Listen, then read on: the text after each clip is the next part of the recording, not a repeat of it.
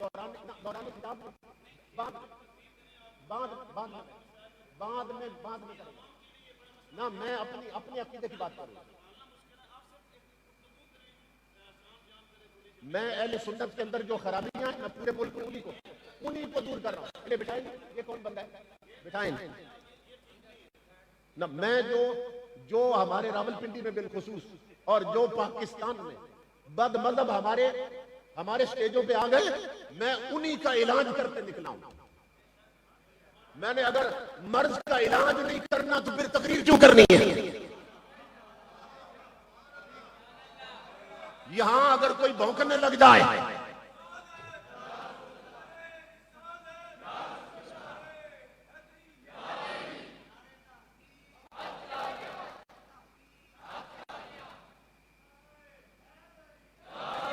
بتائیے پنڈی میں حضرت امیر معاویہ کی توہین ہوئی ہے کہ نہیں ہوئی؟ مولانا آپ بتائیں ہوئی ہے کہ نہیں ہوئی ہے؟ نہیں، عوام تک پہنچی ہے. ہوئی ہے کہ نہیں ہوئی ہے؟ بھونکے ہیں کہ نہیں بھونکے ہیں؟ تو ان کتوں کو لگام نہیں دے، پٹا نہ دے تو بھونکنے کے لیے چھوڑ دے. تو پھر ہم پنڈی میں کس لیے بیٹھے ہوئے ہیں؟ سمجھ آ رہی؟ لوگ ڈنڈی مارتے ہیں. اچھا، ایک ربائی ہے جو عام مشہور ہے، شاہ است حسین بادشاہ است حسین، دین است حسین دی پناہ است حسین، سردان نداد دست در دست یزید، حقہ کے بنا الہ الہ است حسین. یہ ربائی ہمارے ہاں عام مشہور ہے کہ غریب نواز کی ہے رحمت اللہ تعالی علیہ. حضرت معین الدین چشتی اجمیری کی ہے رحمت اللہ تعالی علیہ. جبکہ بعض محققین نے یہ بیان کیا کہ یہ معین الدین کاشانی رافضی کی ہے، یہ غریب نواز کی نہیں ہے. یہ معین الدین کاشانی رافضی کی ہے. کیوں؟ اس لیے کہ اس کے آخری مصرے میں جو اتنی بڑی بات کی گئی وہ ٹوٹلی طور پہ غلط. اگر یہ ثابت ہو جائے کہ یہ غریب نواز ہی کی ہے تو جو آخری مصرع ہے اس کی پھر تعویل کرنی پڑے گی. لیکن آخری مصرے میں یہ آخری مصرع بتا رہا ہے یہ اس رافضی کی ہے.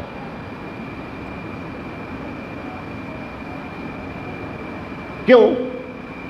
کیا ہے کہ انہوں نے سر دے دیا، سرداد نداد دست در دست یزید، یزید کے ہاتھوں میں ہاتھ نہیں دیا انہوں نے. حقہ کے بنا لا الہ است حسین، تو حق یہ ہے کہ کلمے کی بنیاد حسین بنے رضی اللہ تعالیٰ عنہ. اس کا یہی ترجمہ بن رہا ہے کہ کلمے کی بنیاد کون بنے؟ امام حسین بنے. کب؟ جب کربلا میں شہید ہوئے کلمے کے تحفظ کے لیے. یہ بات سمجھ آ رہی ہے آپ کو؟ آخری مصرے کا یہ معنی بن رہا ہے کلمے کی بنیاد حسین بنے جب کربلا میں شہید ہوئے. تو میرا سوال یہ ہے جو کملی والے نے 313 صحابیوں کے ساتھ اور جنگ بدر لڑی تھی وہ کس بنیاد پہ لڑی تھی؟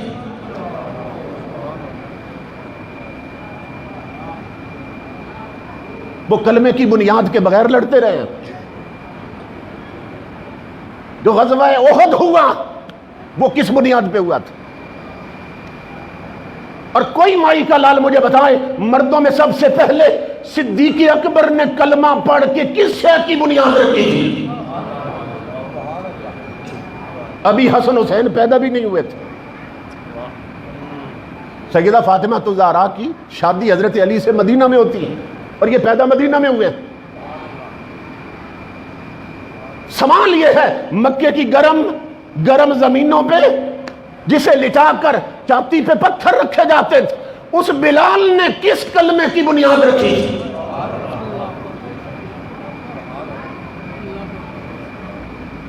عورتوں میں حضرت خدیجہ نے سب سے پہلے کلمہ پڑھا انہوں نے کس کلمے کی بنیاد رکھی؟ بچوں میں حضرت علی نے سب سے پہلے پڑھا انہوں نے کس کلمے کی بنیاد رکھی تھی؟ وہ کلمہ اور تھا اور کربلا میں اور تھا. غلاموں میں حضرت زید نے سب سے پہلے کلمہ پڑھ کے کس کلمے کی بنیاد رکھی؟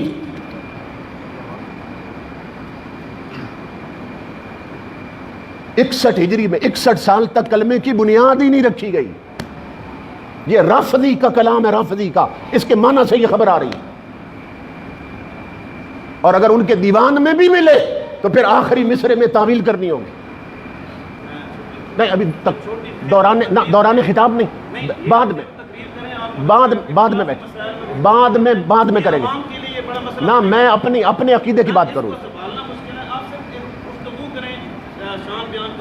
میں اہل سنت کے اندر جو خرابیاں ہیں میں پورے ملک میں انہی کو دور کر رہا ہوں. انہیں بٹھائیں گی، یہ کون بندہ ہے؟ بٹھائیں گے نا. میں جو ہمارے راول پنڈی میں بالخصوص اور جو پاکستان میں بد مذہب ہمارے سٹیجوں پہ آ گئے، میں انہی کا علاج کرنے نکلا ہوں. میں نے اگر مرض کا علاج نہیں کرنا تو پھر تقریر کیوں کرنی ہے؟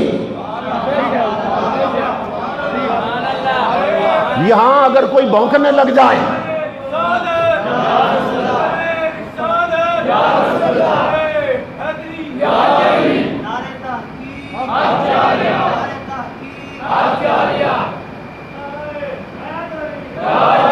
بتائیے پنڈی میں حضرت امیر معاویہ کی توہین ہوئی ہے کہ نہیں ہوئی؟ مولانا آپ بتائیں، ہوئی ہے کہ نہیں ہوئی ہے؟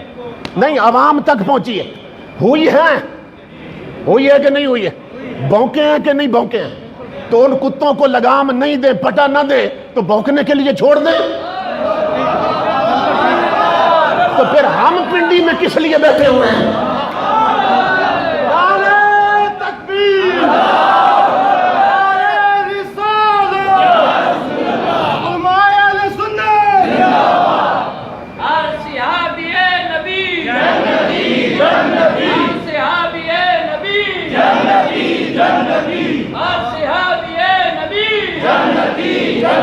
تاجدار ختم نبوت زندہ باد، زندہ باد. تاجدار ختم نبوت زندہ باد، زندہ باد. انصب نبی فقتلوا، انصب نبی فقتلوا، انصب نبی فقتلوا.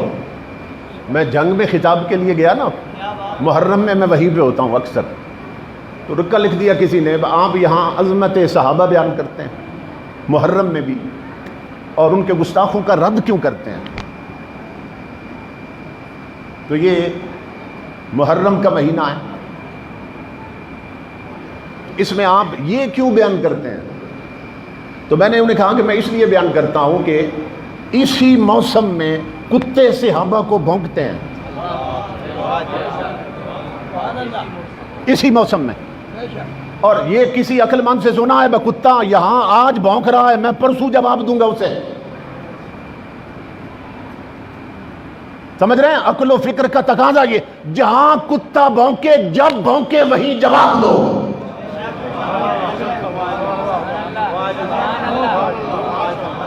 سمجھ رہے ہیں؟ اس لیے کہ سکھائے کون کتے کو کسے بھونکے کہاں بھونکے، یہ اس کی اپنی مرضی ہے، جسے بھونکے جہاں بھونکے. اسی لیے امیر المجاہدین نے کہا تھا وہ دور دور کتیاں سائیوں نو بھونکنا ہے.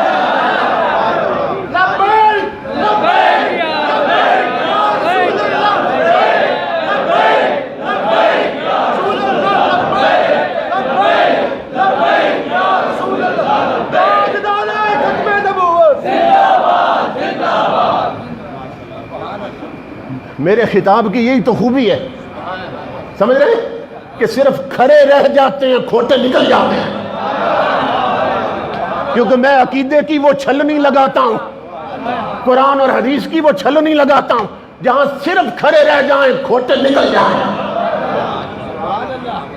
اس لیے صحابہ کو نہیں بھونکنا. تمہیں معلوم نہیں، امام الانبیاء کے غلاموں، حضور فرماتے انہیں میرے لیے میرے رب نے چنا ہے. تو جب رب نے چنے تو کتنے کھرے چنے ہوں گے؟ خدا نے چنے تو کتنے سچے اور سچے چنے ہوں گے؟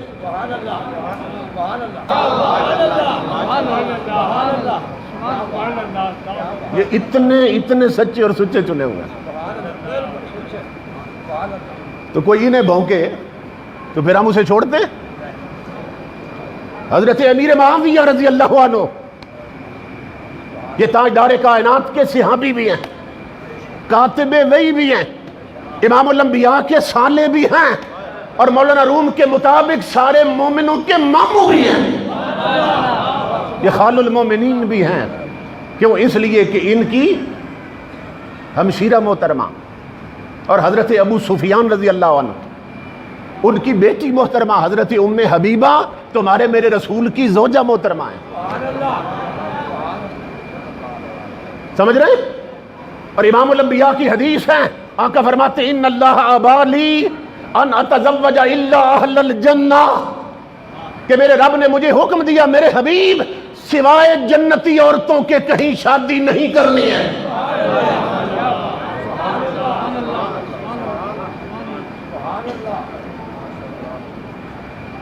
تو یوں چلو، اسی لیے اعلیٰ حضرت کے بھائی نے فرمایا تھا کہ بے ادب گستاخ فرقے کو سنا دو اے حسن، یوں بیان کرتے ہیں سنی داستان اہل بیت،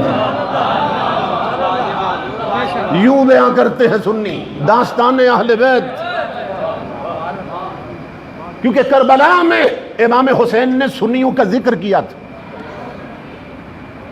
جب 22,000 لشکر کے سامنے گئے تھے نا تو امام کو خطبہ پڑھیے، تو امام نے انہیں فرمایا تھا کہ تم خود ہی بلانے والے اور خود ہی اب ہمیں ستانے والے، تو جانتے ہو میں کون ہوں؟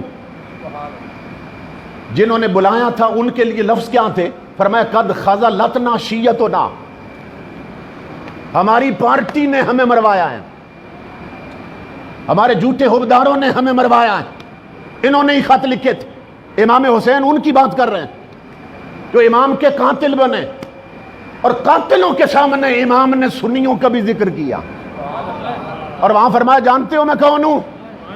اور 22,000 تلواریں میری طرف سیدھے کرنے والوں، جانتے ہو میں کون ہوں؟ میرے لیے اور میرے بھائی حسن کے لیے نانا جان نے فرمایا تھا انتما سیدہ شباب اہل الجنہ وقرۃ عیون اہل السنہ، اے حسن حسین تم جنتی جوانوں کے سردار بھی ہو، سنیوں کی آنکھوں کی ٹھنڈک بھی ہو، سنیوں کی آنکھوں کی ٹھنڈک بھی ہو۔ تو جن کی آنکھوں کی ٹھنڈک تھے، امام حسین جب شہید ہوئے عمر کتنی تھی؟ 56 برس۔ کربلا کے نہ 10 دن نکال دیں آپ، 56 سال کی ان کی جو زندگی تھی اس کے 10 دن نکال دیں کربلا والے، تو پیچھے بھی 56 سال ہی رہ گئے نا۔ تو باقی جو سال تھے 56 برس امام حسین نے مدینے میں کن لوگوں میں گزارے تھے؟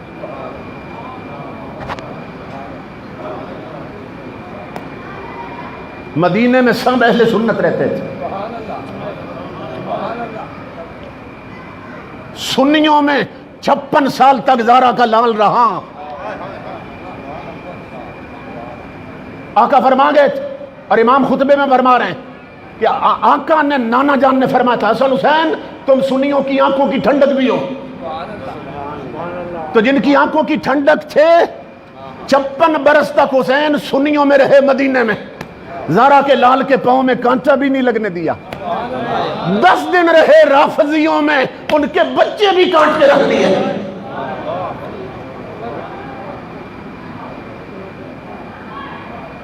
سنی کو جس دن اپنا مسلک سمجھ آ گیا نا، اس دن یہ لال بجکڑ جو ہے نا یہ روپوش ہو جائیں گے۔ اب تو صحابہ کے بوجھ کی وجہ سے قرآن بھی غلط پڑھنے لگ گئے، کیونکہ خدا جب دین لیتا ہے تو عقلیں چھین لیتا ہے۔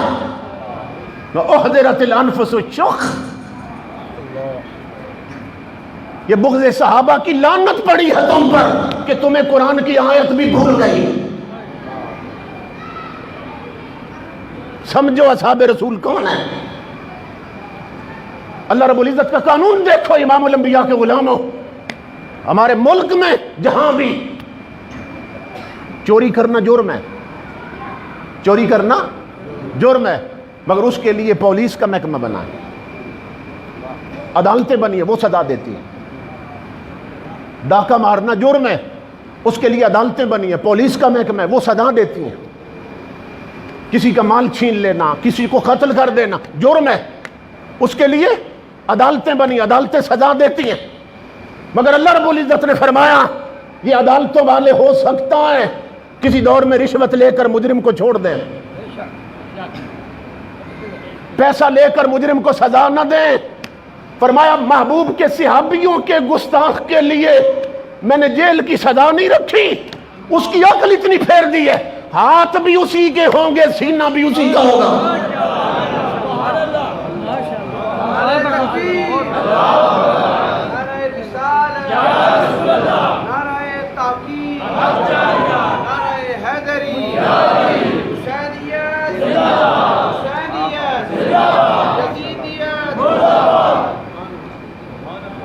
میرا نام نہ والد گرامی نے عمر رکھا تھا، محمد عمر، تو فاروق اعظم کے تو سائے سے شیطان بھاگتے تھے نا، لیکن ان کی برکت ہے نسبت کی، میری تقریر سے شیطان بھاگ جاتے ہیں۔